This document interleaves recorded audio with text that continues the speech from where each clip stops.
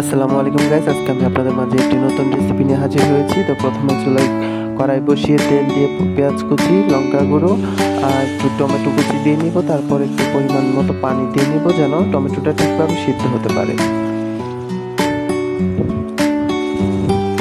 তারপর আমি আমার এখানে আগে থেকে সিদ্ধ করা চিংড়ি মাছগুলো দিয়ে নিব। চিংড়ি মাছগুলো দিয়ে চুলাটা হালকা মিডিয়াম আঁচে করে স্বাদ মতো লবণ দিয়ে নিব।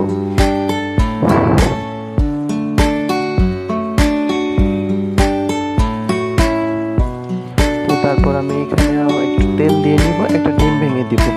ডিমটা ভেঙে দিলে হয় কি এর স্বাদটা দ্বিগুণ বেড়ে যায়। আপনারা চাইলে দিতে পারেন, নাহলে স্কিপ করতে পারেন। এবার আমি একটু নাড়াচাড়া করে হালকা আঁচের উপর রেখে দেবো যেন নিচে পুড়ে না যায়। খেয়াল রাখতে হবে যেন নিচে পুড়ে না যায় আর গ্রেভিটা ঠিকঠাকভাবে থাকে। গ্রেভিটা আসলে আপনাদের চয়েসের উপর, চাইলে বেশিও রাখতে পারেন, কমও রাখতে পারেন। তো আমার রান্না মোটামুটি কমপ্লিট। আমি এবার একটু ফোড়নের গুঁড়ো দিয়ে দিব আর কিছু কাঁচা লঙ্কা দিয়ে দিব।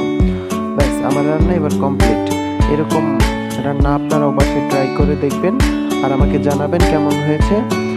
আর এরকম মজার মজার রান্নার রেসিপি পেতে আমার পেজটিকে ফলো করে রাখুন। আল্লাহ হাফেজ।